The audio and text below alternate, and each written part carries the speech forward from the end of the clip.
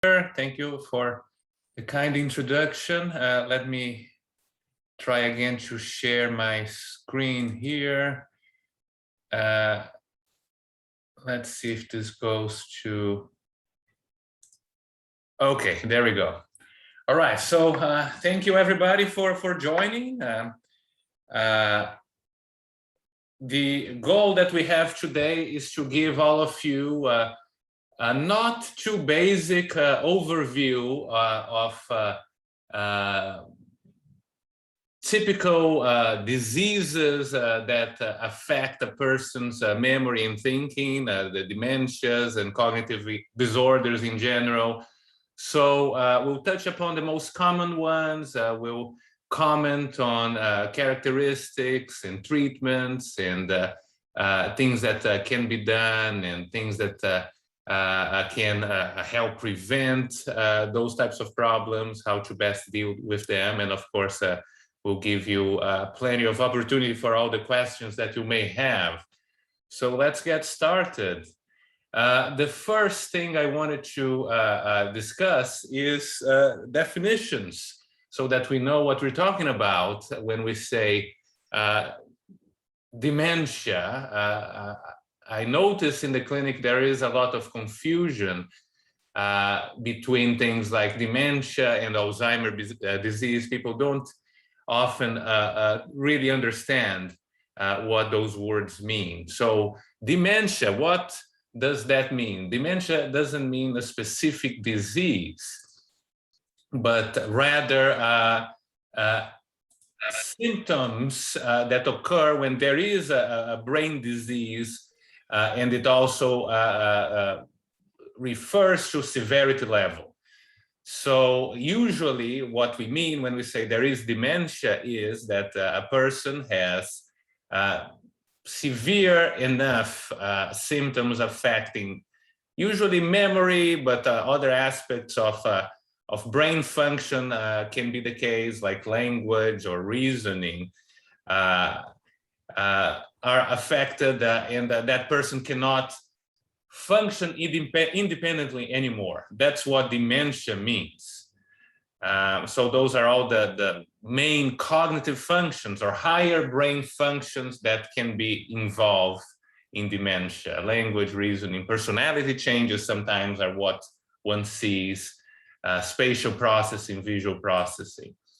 And it's important to emphasize that dementia is not inevitable. Not all persons that reach a certain age should have those problems. They certainly become more common with age, but there are plenty of people that will reach their 90s and over and don't develop this. So in some cultures in particular, it seems like the expectations get very lower with age, and people think often that not remembering and not being able to function is something that always happens, but that is not the case. It is a disease. One other concept that I wanted to clarify is mild cognitive impairment, because that's something that we often say in the clinic, and sometimes it may be misunderstood. So what this means is that there are problems in all those functions that we mentioned, the memory or language or reasoning. But the difference here is that those problems don't reach the same level. So a person can still function independently in spite of those problems. And we view those as risk factors for dementia, meaning that a person that has this kind of problem has approximately 15% chance of progressing, of worsening to dementia each year. So in 3 years, approximately 50% of patients with mild cognitive impairment will go on to develop dementia or to become dependent for daily functioning due to those brain deficits. Now, not every person will have that trajectory. There are people that will stay in that mild cognitive impairment stage for several years. And a minority of people will actually improve, when retested a year or two later, not have any measurable deficits. And a clinic visit can help understand who is who, or who is going to proceed in what ways. And the underlying reason for a person to have mild cognitive impairment, of course, will play into this risk. So sometimes, for instance, a patient develops memory problems, comes to the clinic, the memory problems are not severe enough that they are hindering independence, and it turns out that this person is severely depressed, and the depression is treated successfully, say, and then upon the next evaluation, there's no more MCI, no more mild cognitive impairment. So because the underlying reason was not neurodegenerative disease like Alzheimer, then you can see reversal. So that's one of the reasons for seeking early treatment, because then one can tease what the cause is and how a situation can be optimized. Okay, so this one, I don't want to talk about all these types. It's not even an exhaustive list, but I just wanted to give you a sense that there are many different reasons for a person to develop dementia. We hear about Alzheimer's disease often, but it's far from being the only reason for dementia. We like to say it's an umbrella term because it covers a number of different causes for cognitive impairment, for memory and thinking impairment, Alzheimer being the most common. And as a person ages, you start to see more of this mixed, because you can have Alzheimer, but also some vascular damage, and the different types of disease can coexist. So that's important to have in mind, that the fact that a person has one type of disease doesn't mean that they don't have another type in addition to that. And of course, that makes the prognosis different, makes treatment also more tricky. And that's the kind of thing that in the clinic, with a comprehensive visit, you can get a good idea of what the causes are for a person's dementia. I wanted to give you a sense of global impact of dementia, because we know that the average age of the population is growing, and with that, the risk of dementia as well. So we know that approximately every 3 seconds, somebody in the world will develop dementia, so it's very common. Here's an estimation of cost, about $1.3 trillion worldwide, and because of the population is expected to age even further, this cost will more than double in 10 years, according to estimates, with approximately 55 million people being affected in the year of 2019, and this will almost triple by 2050 if more effective therapies are not developed until then.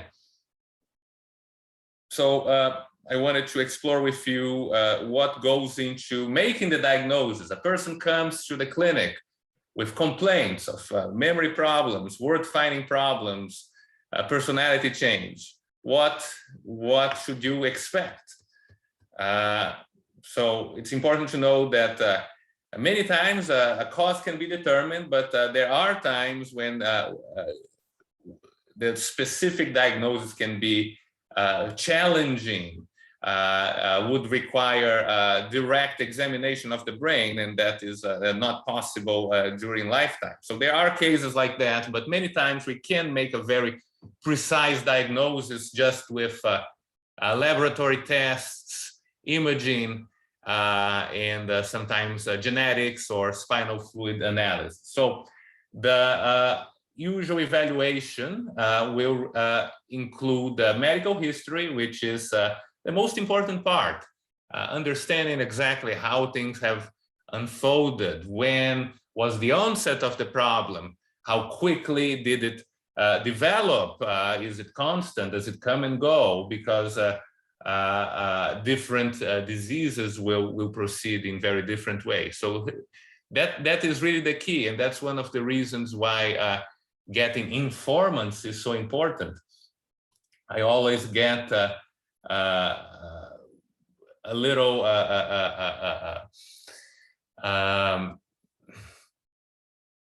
I won't say desperate, but it makes it a lot harder when a person comes to the clinic alone, and it doesn't happen infrequently, okay? Because then we lose all the element of what other people have observed, and it's really a crucial element, okay? So a medical history, the neurologic exam, the physical exam sometimes can yield very valuable clues as to what kind of dementia a person has developed.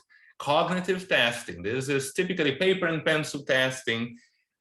This is important because there's a lot of data about how people should perform based on how educated they are, what kinds of backgrounds, ethnicity. So we can adjust for all of those things, whether there is a learning disability, and then we can know, oh, this person is performing at a high level, but they used to be the CEO of McDonald's or something that required a really high functioning, so we expected more. Or this person never learned to read, never went beyond 8th grade, so then the expectations are adjusted accordingly. You can just look at the score and make conclusions from that. And here we talked about additional elements like laboratory testing, imaging is very important, genetics in selected cases, things like electroencephalograms also in selected cases when there's question of seizures and such things can be useful. So now we'll touch base more on Alzheimer's disease specifically. As we know, this can affect anybody independently of background or how important they are or what they achieved. It was brought to awareness, and I think the stigma around it was significantly reduced when a sitting president revealed that he was suffering from that, and that was Reagan. So it is certainly the most common cause of dementia when we think of all ages. And currently approximately 6.2 million people in the US and more than 50 million persons worldwide are known to be affected. We know it's progressive, but there's a lot of variability from case to case, depending on things like cognitive reserve or other diseases a person may have, or age or genetics. You can see very quick progression, or sometimes it's more gradual. And one important piece here that I want to emphasize is that way before there's any symptom, before there's any forgetfulness, before there's any word finding difficulty, we know that changes in the brain are already occurring, and those are changes that we can capture, we can see with advanced tests, with spinal fluid analysis and with PET scan. So it's important to be aware of that, because the research trials right now are moving to those people, focusing on those people that already are developing brain changes before any symptoms. The idea being that maybe an intervention there with medications to stop those changes from progressing will be more effective than what we have so far. So we at the Bigs currently even have a trial that is recruiting people between the ages of 55 and 85 that don't have any clear deficits, so that we can look for those brain changes and see if they are at increased risk, and to potentially receive a medication to address that. It is research, so we don't know if it will prove effective, but we have reasons to believe that it very well may be. So here are some statistics about Texas. We know it's a significant problem in Texas as well. This looks at it from a number of different angles, deaths and the number of people that have it, and the cost, and hospital visits, emergency department visits. So it's a quite significant problem in the world, in the US, and in Texas as well. So this illustrates how the risk increases substantially with age. At the age of 65 and older, the risk is 1 in 9, but at 85 and older, it's 1 in 3. Now, as you may be aware, the problems with short-term memory, remembering things that just happened, really are most typical. But often there are other problems, things like having difficulties finding the right word or performing calculations, complex plans. It's common to have mood disorders together, like anxiety and depression, insomnia, but you can't really make a diagnosis based on those things because they often happen without Alzheimer's disease. And there are variants. So the most common is to involve memory, but there are variants that will affect more profoundly other domains, other aspects of brain function, like language, visual spatial processing, so object recognition, or the ability to navigate in space, to find your way driving. There are variants that affect more personality as well. So this is, I think, a very useful slide because often people have concerns, but what they have is just normal aging. So this is not all-inclusive, but the idea is just to give you a sense of some of normal aging changes contrasted with changes that should raise more concern.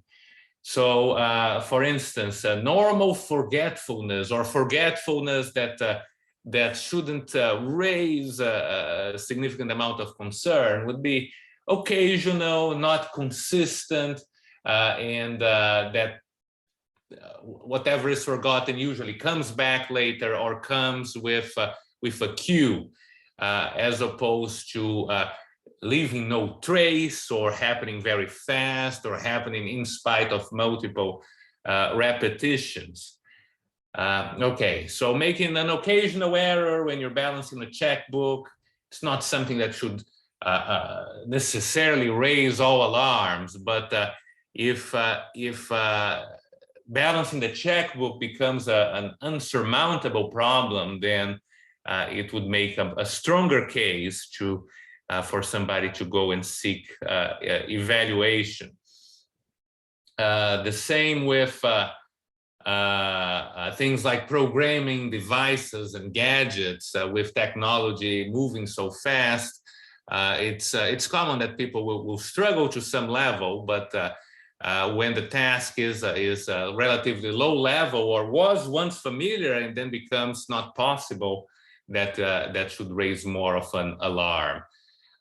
Forgetting the day of the week, or what's the date, being off 1 or 2 days here and there, common.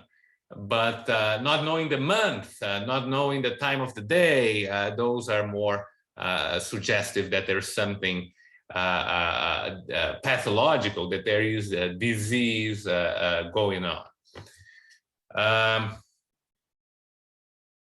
And I think this is more along the same line. So now I wanted to switch gears a little bit and talk more about cause. Often people want to know more about that, but why is this happening? And we don't fully understand the causes. We know certain factors that seem to be involved, but we still are trying to uncover the whole story. So we know that there is shrinking in the brain in Alzheimer's disease, and we know that some areas of the brain are more prone to shrinking than others. So that's one of the things that we'll look at when we get scans, like MRI scans. For instance, I don't know if you can see my arrow, but this area here is called the mesial temporal lobe. And it's one of the key areas for forming new memories. And it's one of the areas where most often we will see shrinking. So it's a very important area to look at. There's loss of neurons, there's loss of synapses, and synapse is the connection from neuron to neuron, how they communicate, the networks, how the neurons are organized, also show changes. Early on, there can be even increased activity. The idea is that it tries to compensate for the problem that's starting in regions like this one that I'm pointing at, the hippocampus, but down the line, this all goes down. So when you look at brain tissues with a microscope in Alzheimer's disease, you expect to see changes of this sort. So you will, if you read about this disease, you certainly hear two words. One is amyloid or amyloid beta, and the other is tau. So amyloid is a protein that we all produce, but in Alzheimer's disease, it gets into a toxic shape. It misfolds, and it's not clear if this is cause or consequence, but many people think it is the underlying cause of the problem.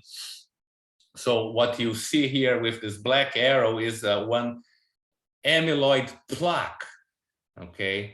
And so this happens early, 10, 20 years before symptoms, and once a certain threshold is reached, you start to accumulate the other protein, which is called tau, and this one accumulates inside the neurons, which are the main units in the nervous system. And so this accumulation will lead to disruption in function, sometimes death, and propagation from neuron to neuron. So it starts very, very localized, and as time goes on, it affects more and more parts of the brain. And where tau is where you usually see the changes in a person's memory and thinking. So when a person develops problems with memory, then you usually expect to see this tau accumulation in the memory areas, mostly in the temporal lobes. If a person starts to develop significant language changes, then you expect to see more tau accumulation in language-related areas in the brain, in the left side, in this area called the perisylvian fissure, and so on. With visuospatial symptoms, you expect to see accumulation in the posterior areas, parietal lobes. So the deficits correspond better to tau accumulation than they do to amyloid accumulation. So we talked about pathology, but there's also the genetics. This one gene called APOE4 is the most common risk factor or genetic risk factor in sporadic Alzheimer's disease, in late onset Alzheimer's disease. So we all have some form of the APOE gene. It can, and we all have two copies. It can be type 2, type 3, or type 4. Usually the type 3 is deemed the reference, and that's the most common one. So people that have the type 2, which is about 5%, have a much decreased risk of developing Alzheimer's disease.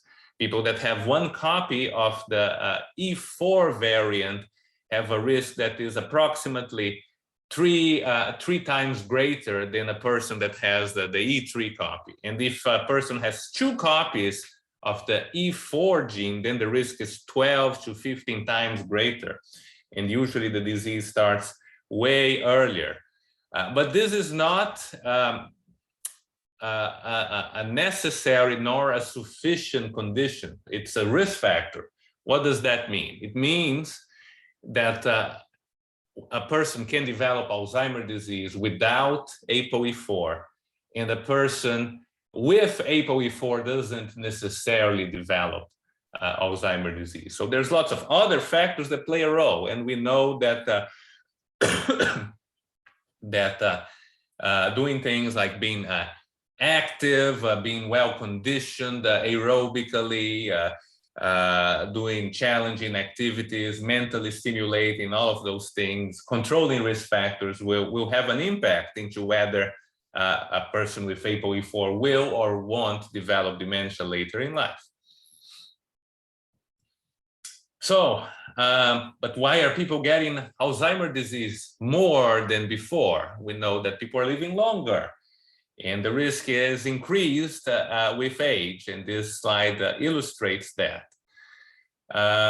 We know that females live on average a little longer than males, and females are at a greater risk of Alzheimer's disease, but it doesn't seem to be all based on that. There seem to be other factors related to sex, not just the fact that females live more.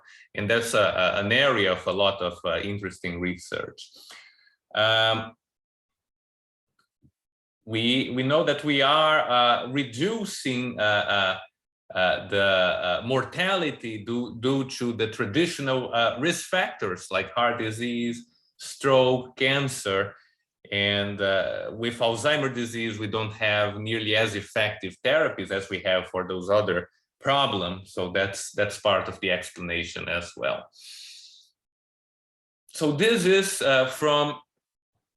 from a paper that was published 2 years ago that I think is very important for all of us, because the lesson is approximately 40% of the dementias can be prevented. Okay, so this gives a percentage of risk that can be attributed to controllable factors, right? So education, hearing loss, head injuries, high blood pressure, increased alcohol consumption, obesity, smoking, depression, diabetes. If you add all those up, you get this figure of 40% that is something that we can immediately do something about. Of course, we can't eliminate all head trauma or poor education, but we can be a lot more effective about those factors than about the 60% of the risk that we don't fully understand where it's coming from. And here is an algorithm just to explain what can be done and how it results in a decreased risk. So treating diabetes, hypertension, preventing head injury, stopping smoking, controlling pollution, obesity, ensuring that there is frequent exercise, that effective and enough sleep. So all of those things should be the focus for prevention. So now I'll just briefly talk about other types of dementia that there are that can go along with Alzheimer's disease or can cause dementia by themselves. Vascular dementia is an important one, and it happens when there is a compromise in the blood supply to parts of the brain. This can happen in an instant, as in a stroke, or it can happen over months and years when the small blood vessels get stiff due to things like high blood pressure or diabetes or high cholesterol. And then you can get what you see here on the right. This is an MRI, and all this white is the scarring, this damage, and those round areas here are small strokes, and this big area here is a larger stroke, likely an embolic stroke. So here's the risk factors that we talked about. And the location that is affected in the brain is also an important determinant into whether or not a person will develop those symptoms. With stroke, it can come in two ways, either because a person has had multiple or because the stroke affected a critical area in the brain. So just one small stroke, if it affects an important structure like the thalamus, can be enough for a person to develop dementia. Now, the next one that I wanted to touch base on is called Lewy body disease or Parkinson's disease dementia. The difference between them is relatively arbitrary in that Parkinson's disease dementia is what we call the dementia of a person that first was diagnosed with Parkinson's disease and then progressed to dementia. In Lewy body disease, the memory, thinking, reasoning symptoms start first, and then a person may go on to develop Parkinson's disease symptoms of slowness or tremor or stiffness, gait changes, and such things. So we know that those diseases are related to a different type of toxic protein called alpha-synuclein. What you see on the right side is a Lewy body, this structure here inside the cell, and the synuclein is accumulating here. It's misfolded and it has toxic effects to the brain. So there's some criteria. It doesn't usually go along in the same way that Alzheimer's disease or other types of dementia go. The core symptoms include fluctuating attention. So there's a lot more variability. There's a lot of drowsiness. A person at some point may say recognize a family or may know what's going on, and then the next hour they think they are in a different place. They don't know where home is. They can't tell who his wife is. So you see lots of fluctuations of that type. Visual hallucinations, usually well formed. So patients who report they see dogs, they see people. Usually they don't feel threatened by what they see, but they will say things like, I want to serve dinner to this guest that we have, and there's nobody there. So that's a common type of complaint. And here's the 1-year rule. If physical Parkinson's disease symptoms happen within a year, we usually call it Parkinson's disease dementia. But if only after a year of the cognitive symptoms, then the diagnosis is Lewy body disease. And then the other important factor that very often happens years before physical symptoms or cognitive symptoms is what we call REM sleep behavior disorder. So REM is the deep part of sleep when usually we have our dreams. And part of what happens in healthy REM sleep is that the muscles get inhibited by the brainstem. So you dream that you're doing things, that you're punching or that you're kicking or doing whatever, but you don't actually do it. However, with REM sleep behavior disorder, which is very strongly associated with synuclein diseases, this inhibition doesn't function properly. So you dream that you're throwing a punch and you actually are throwing a punch. So often people will hit bad partners or will throw themselves on the ground when they're sleeping. This can be a problem that needs treatment on its own right, but it also helps for us to reach the correct diagnosis. Okay, next we'll talk about frontotemporal degeneration. It's also known as PIC disease, and PIC bodies are what we're showing here with the arrow. So the typical frontotemporal degeneration picture consists of more personality changes, and those personality changes can go in a number of different ways. So you can have loss of sympathy, loss of empathy for others. A person cannot put himself in other people's shoes anymore, doesn't seem to care if others are being hurt by comments.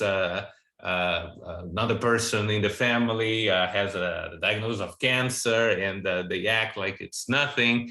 And the idea is that this is, there are circuits in the brain that support what we call theory of mind. So the ability to take somebody else's perspective needs certain circuits in the brain to be functioning properly, and they often are not in this disease. Other things that can happen, there can be lots of apathy, loss of initiative, and it can be challenging to distinguish that from depression. Usually in FTD, in frontotemporal degeneration, there isn't a lot of suffering from the patient's perspective. So the patient may just sit all day, not take the initiative to do anything, to eat or to amuse himself. But family members may think, oh, this person is depressed.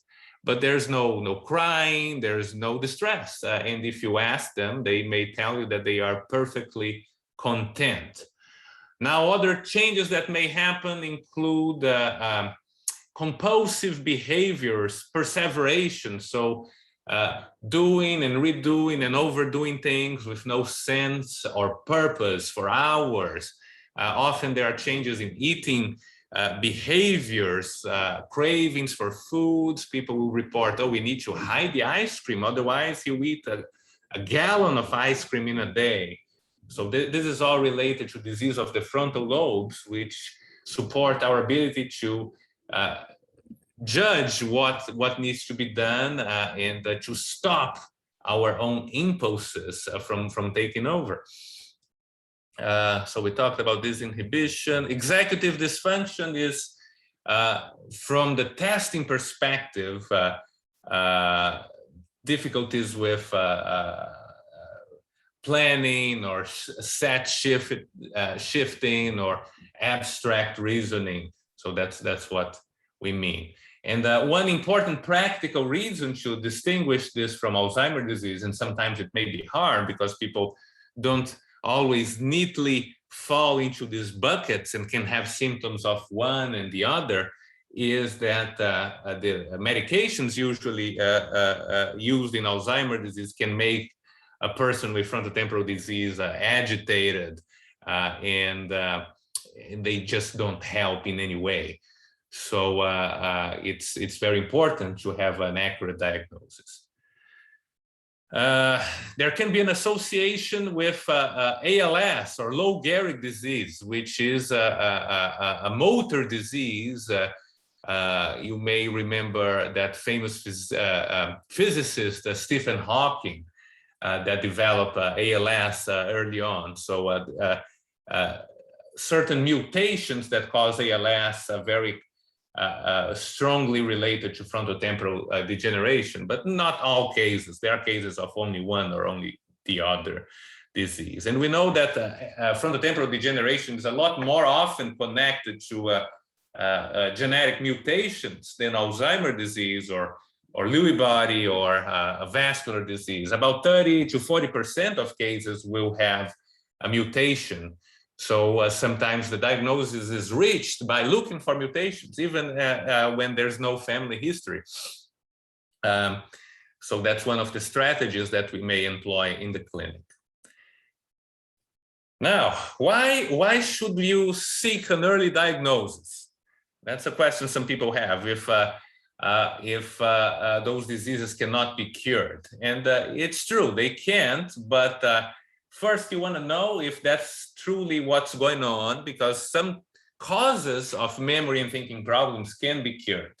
Now, even if the ultimate diagnosis is Alzheimer or one of the dementias that we talked about,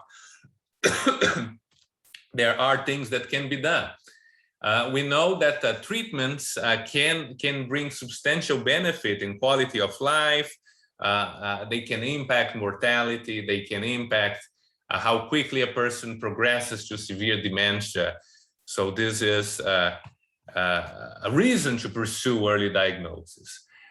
We know that if a person knows ahead of time what the diagnosis is, there's more time to plan for the future and for the patient to participate in the plans, as well as decreasing anxiety about the unknown, increased chance of participating in clinical trials. Usually clinical trials want to recruit people that are very early in the disease to maximize the odds of success.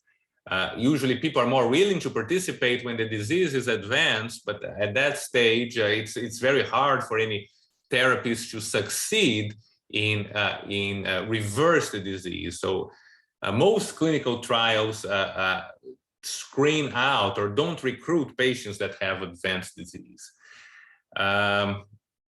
So early diagnosis gives the opportunity for patients to participate in care, decisions about care, transportation, living options, financial, legal matters, offer an opportunity to develop a relationship with doctors, care partners, and for support services to be arranged.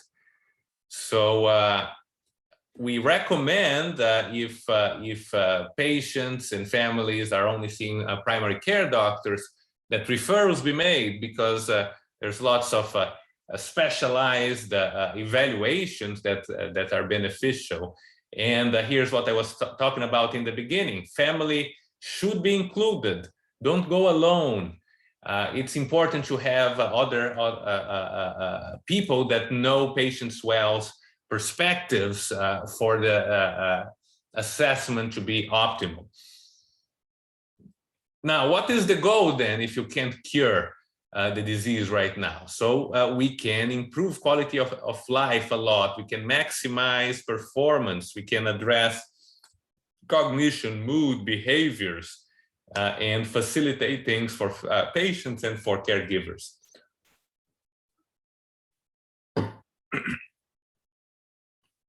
And the role of caregivers has been increasingly recognized as really crucial.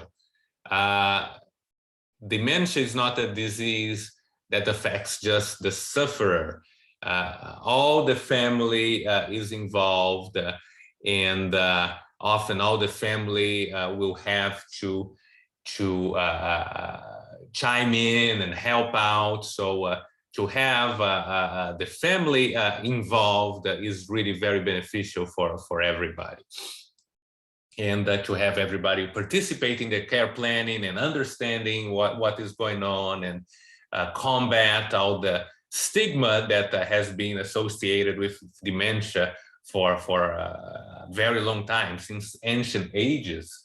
So this awareness is important, so that everybody knows this is not anything to be ashamed of. Okay, expectations. That's another thing that is important to delineate, and we always emphasize that there's a lot of variability, that each patient is unique, each patient has his own trajectory, but there are some common themes, and there are some ways that we have learned to stage the disease based on what kinds of problems one is having. So problems managing finances, forgetting events, names, problems juggling the medications usually happen more early on. But once a person starts getting lost in familiar places, starts to develop more neuropsychiatric disorders like severe irritability, agitation, problems recognizing people, or delusions, then usually we are already at a moderate or middle stage. And in the advanced stage, you often have more physical symptoms like swallowing problems, decreased eating, more infections like respiratory, urinary tract infections. The abilities to communicate tend to decline significantly. Depending on the type of dementia, you can have lots of falls and mobility problems. And then the more basic care will be not possible for the patient independently. So even things like bathing and dressing and toileting will require assistance. So just some brief words about medication treatments. The medication listed here have been available for longer than 10 years, so we know them very well. The first three all act in very similar ways. So they increase this chemical called acetylcholine that people with Alzheimer, vascular dementia, Lewy body disease lack, and is important in forming new memories. And we know that people with frontotemporal degeneration don't lack that, so they don't really benefit. Now, there is a pattern of side effects that is common with this class of medications and tends to happen more prominently as the doses are increased, and more in the capsules and pills than in the patch formulation. The patch is available for the Exelon. So the side effects commonly include nausea, loss of appetite, not so commonly vomiting, increased bowel movements. Diarrhea is really what you hear about in the clinic most often. Sometimes it can be intractable and we have to discontinue the medication. But when those don't happen, we usually try to keep the medication on board indefinitely.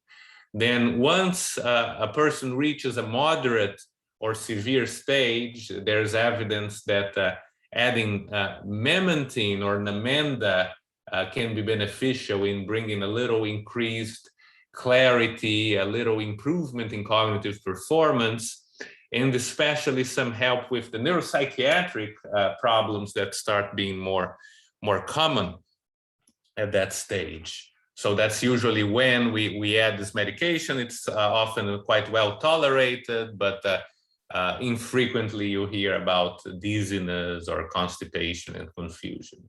And then there's a combined form that is useful when it's a challenge to give pills. So if that happens, we usually try to switch to the combined formulation.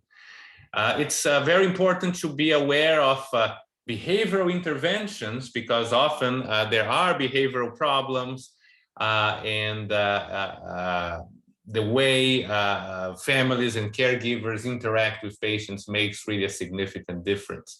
So those are some of the strategies that we recommend for the routine to be simplified, to minimize things like noise and disruption, frequently to reorient patients. One thing that I emphasize a lot is that families should not try to argue, and even experienced families will often do this. They will reason and they will try to prove to a patient that the patient is wrong, that it doesn't make sense what they're saying. And that usually doesn't really bring any positive results, only brings frustration, can escalate problems. So we recommend reassurance and redirection and validation as more effective strategies. When challenging behaviors occur, it's important to try to understand the circumstances to deal with them well. What was going on? What did you do in response to that? And that analysis can help spare medications that can hinder memory and thinking even further. It can increase risk of stroke and death. which are often resorted to when there are significant behavioral problems. So other things to always be attuned to, vision and hearing are to be enhanced as possible, because a patient with dementia already has problems figuring what's going on, interpreting the external stimuli. If in addition to that, the vision is poor, the hearing is suboptimal, that is going to make communication worse, and that can increase agitation. So we should always be striving to optimize those factors, always with an eye for safety.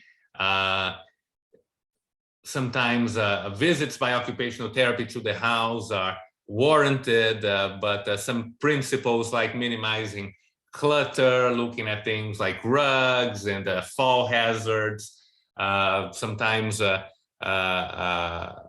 making modifications to the stove can be important.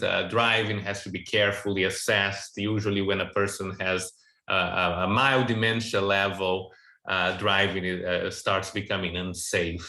So that can be a very difficult conversation, but an important to patients and to everybody else on the street. Exercise is often neglected. It's as important or more than any medications that are available, so it can never be emphasized enough. We know that aerobic exercise like brisk walks or riding a bike and such things is what seems to bring the most benefit. But resistance training, strength training also brings other types of benefits. So a combination is ideal. Sleep can also have a significant impact. So many times the sleep routine is poor. There's excessive TV. There's stimulants like caffeine later in the day. There's no regularity. There's no sun exposure. So all of those things need to be carefully assessed. And the other thing, especially when communication is difficult, is to monitor for pain, for grimacing, for agitation, because sometimes dealing with that adequately can lead to significant improvements in functioning. Other strategies are more focused on families and caregivers. We have lots of activities here in the city with memory cafes and choirs. The Alzheimer's Association has support groups. We have our Caring for the Caregiver, lectures and sessions, and there's other resources in the city that we will comment about in the end. Now, this is more for the concerned people that don't have dementia. We are enrolling in clinical trials, like I mentioned in the beginning. Funding for dementia, for Alzheimer's disease, is still only a fraction of what there is for things like cancer. So it's I would argue as important a problem as cancer is, and adequate funding is really critical for better therapies to be developed. So putting pressure in the Congress is something that is certainly important to bring about that goal. I already mentioned the risk factor reduction with exercise, curbing harmful behaviors like smoking. We know that certain types of diets like the Mediterranean or the MIND diet are also effective in improving brain health and reducing the risk of developing dementias. talked about sleep and stimulating activities as well, trying to challenge oneself, learning new skills, studying, reading, playing skill games, all of those things. They don't have a major impact, but if you add everything up, you can really reduce significantly the risk of developing dementia. So some additional resources. We are the Glenn Biggs Institute for Alzheimer and Neurodegenerative Diseases. We have our clinicians, neuropsychologists, and social work, counseling, occupational therapy, so we can provide this full evaluation. We are connected with a geriatrics program as well, where we have a combined clinic. And evidently, you all know about the Caring for the Caregiver program. There's also resources through the veteran system and University Health, and some others in the city, like through the Alzheimer's Association chapter, adult day programs, Caregiver SOS, and the Alamo area Agency on Aging that so graciously has permitted these activities. And I think that's the end of my talk. Sorry that it took so long, but now we can answer any questions you may have. I see there's a number of questions here in the chat.